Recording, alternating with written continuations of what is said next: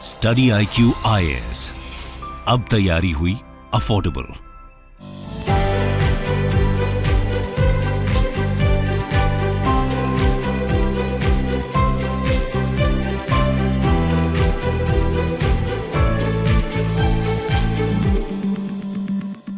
नमस्कार दोस्तों, हर 3 महीने के बाद मुझे एक डेटा का इंतजार होता है और वो होता है जीडीपी का डेटा। और फाइनली ये डेटा आ गया है। ध्यान रखिएगा, जीडीपी का जो डेटा हमारे देश में आता है वो 2 महीने के डिले पर आता है। जैसे कि हम बात कर रहे हैं आज Q1 की। आपको पता होगा Q1 कहाँ कहा जाता है। जो हमारा फाइनेंशियल ईयर है वो स्टार्ट होता है अप्रैल, मई, जून। तो ये जो पहला 3 महीना है वो Q1 होता है। ज़्यादातर वेस्टर्न कंट्रीज या फिर चाइना में भी अगर आप देखोगे तो वो जनवरी से स्टार्ट होता है, लेकिन हमारे देश में अप्रैल टू मार्च चलता है, जैसा कि आपको पता होगा। तो अप्रैल, मई, जून, उसके बाद से आपको पता है जुलाई और अगस्त। तो ये अगस्त खत्म हो चुका है, तो 2 महीने के डिले पर आता है। हम बात कर रहे हैं FY23। FY23 का मतलब हुआ 2022-23। ये जो डेटा है इसका Q1 मतलब 2022-23 का अप्रैल में जून का जो डेटा है जीडीपी का वो सामने आया है और ये डबल डिजिट में गया है। ये आप देख सकते हो, India's Q1 GDP grows in double digits eight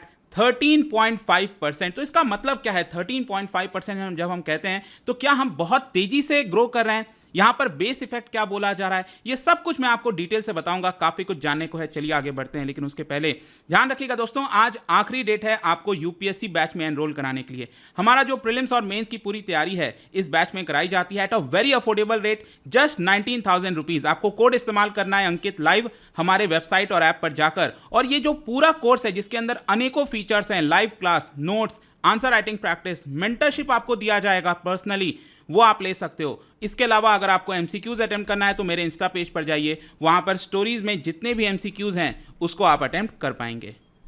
तो चलिए शुरुआत करते हैं, लेकिन उसके पहले आपको ये जानना जरूरी है कि किसके द्वारा ये जीडीपी का डेटा दिया जाता है, रिलीज किया जाता है। आपके एग्जाम में डेफिनेटली आ सकता है। ध्यान रखिएगा, हमारे देश के अंदर सेंट्रल गवर्नमेंट में एक मिनिस्ट्री है जिसका नाम है ministry of statistics and programme implementation. ये आप देख सकते हो, और इसी के अंडर आता है NSO, that is national statistical office.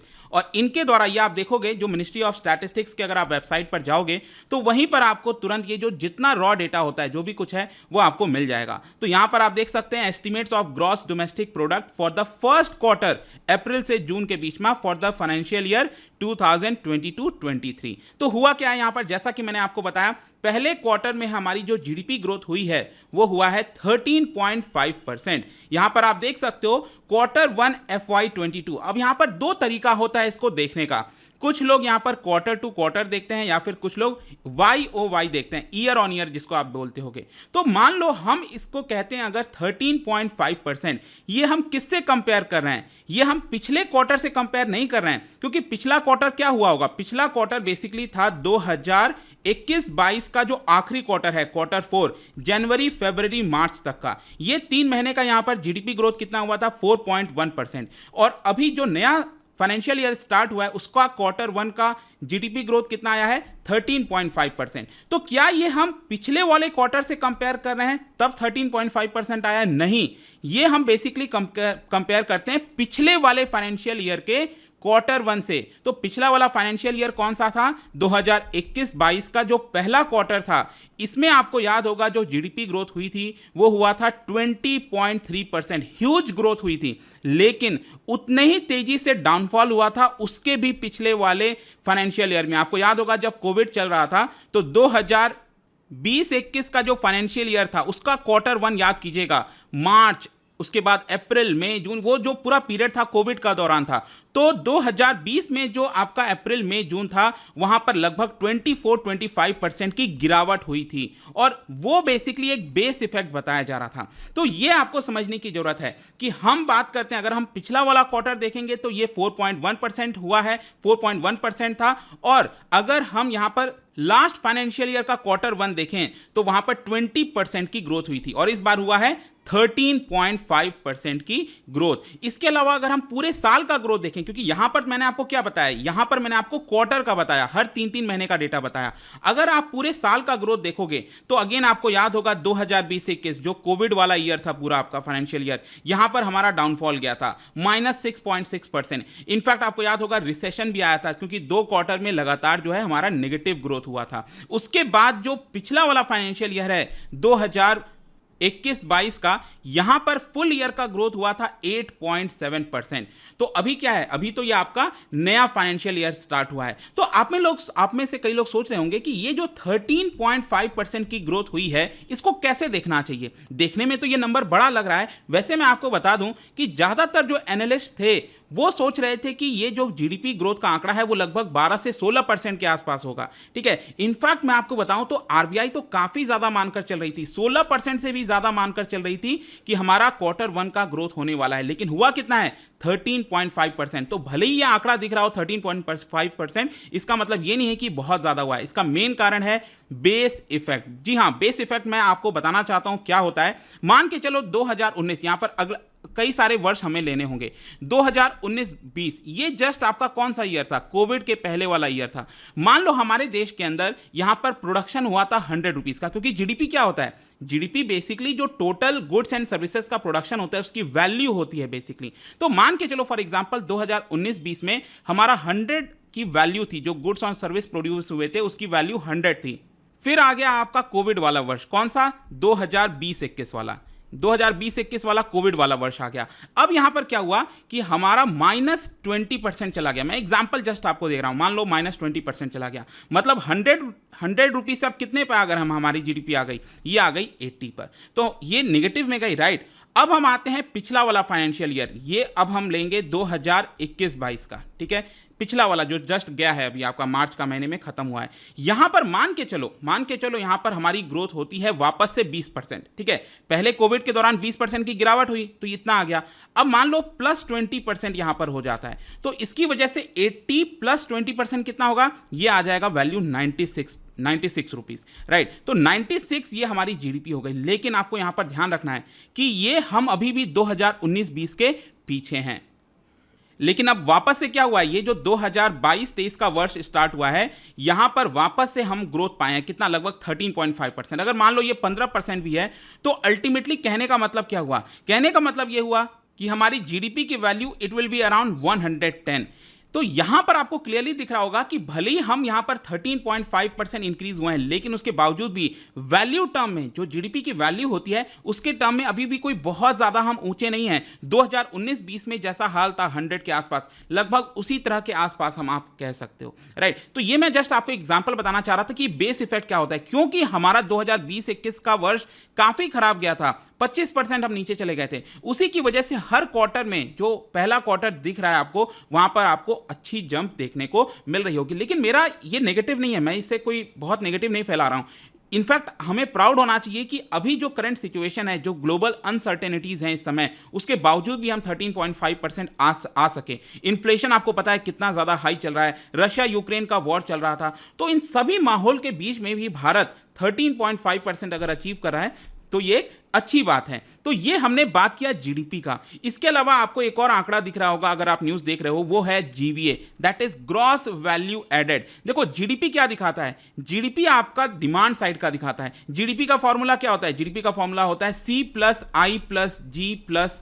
ठीक है, तो ये डिमांड साइड का दिखाता है, जो प्राइवेट कंजम्पशन हम और आप लोग करते हैं, इन्वेस्टमेंट, यहां पर प्राइवेट इन्वेस्टमेंट जो करते हैं, इंडस्ट्रीज लगाते हैं, गवर्नमेंट एक्सपेंडिचर करती है, तो ये डिमांड दिखा रहा है। लेकिन जीवीए दिखाता है बेसिकली जो सप्लाई साइड है, एग्रीकल्चर में कितनी ग्रोथ हुई, इंडस्ट्रीज में कितनी ग्रोथ हुई, मैन्युफैक्चरिंग में कितनी ग्रोथ हुई, सर्विस सेक्टर में कितनी ग्रोथ हुई। तो ओवरऑल अगर आप आंकड़ा देखोगे जीवीए का तो इट इज 12.7%। तो ध्यान रखिएगा, जीडीपी का जो ग्रोथ हुआ है वो हुआ है 13.5% और जीवीए का जो ग्रोथ हुआ है वो हुआ है 12.7%। मैं आपको इनफैक्ट डायरेक्टली जो मिनिस्ट्री की वेबसाइट से जो डेटा था वो मैं आपके लिए यहां पर लगाया हूं। यहां पर आप देख सकते हो जीडीपी Q1, यहां पर ग्रोथ कितनी हुई है 13.5%। नीचे देखिए 13.5% 2022-23 का Q1 का, और ये आप देख सकते हो कि ये वैल्यू टर्म में दिखा रहा है। 2020-21 में जो कोविड का वर्ष था, ये हम काफी नीचे चले गए थे, 27 लाख करोड़ के गुड्स को प्रोड्यूस किया गया था। फिर यहां पर एक जंप आया और ये 32 लाख करोड़ के गुड्स प्रोड्यूस हुए, और अब कितना हो रहा है, 36 लाख करोड़ के गुड्स को प्रोड्यूस किया गया है।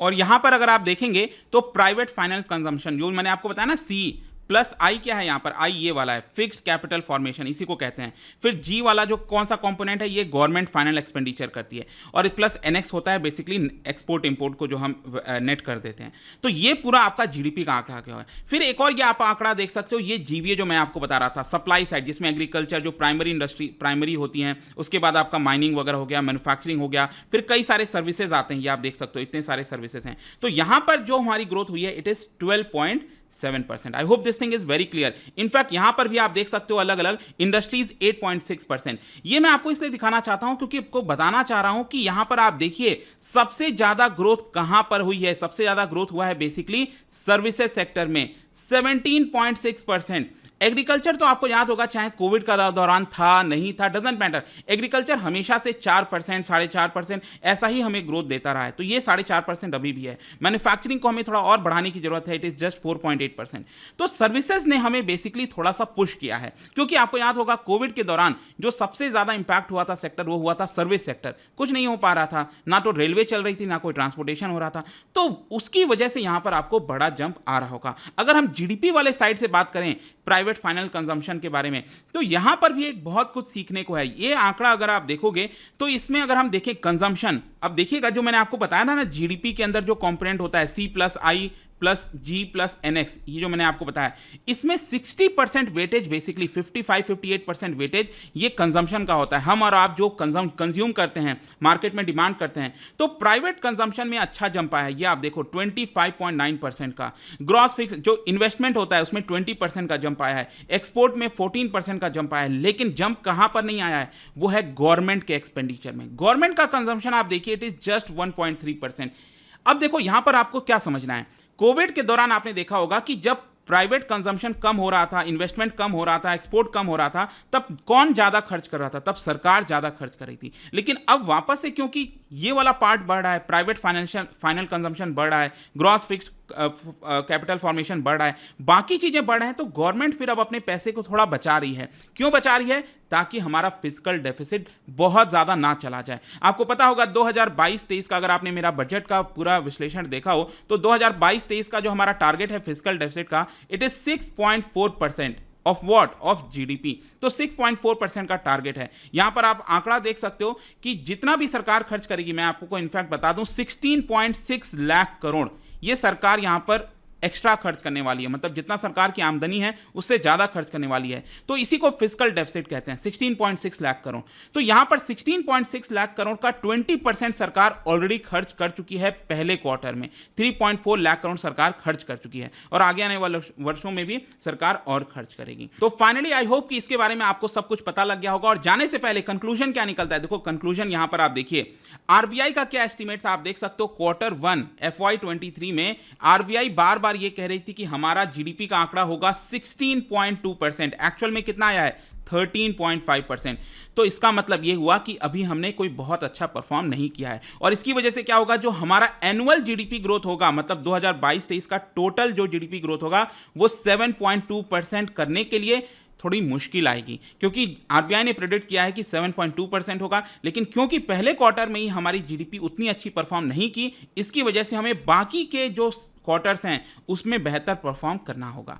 तो आई होप दोस्तों ये जो जीडीपी था, इसके बारे में हर एक चीज, हर एक पॉसिबिलिटी जो है, जो आप सोच सकते हो, रीजंस के साथ सब कुछ आपको मैंने बता दिया है। जाने से पहले एक इंटरेस्टिंग क्वेश्चन क्या बता सकते हैं, net national product at factor cost इनमें से किसको कहते हैं? इसका राइट आंसर आपको पता ही है, मेरे इंस्टाग्राम पर तो मिलेगा ही। वहां पर अगर आप नहीं हो, कोई बात नहीं, टेलीग्राम से भी ले सकते हैं इसका सही उत्तर। मैं कई सारे जो एमसीक्यूज हैं वो यहां पर स्टोरीज में डालता रहता हूं।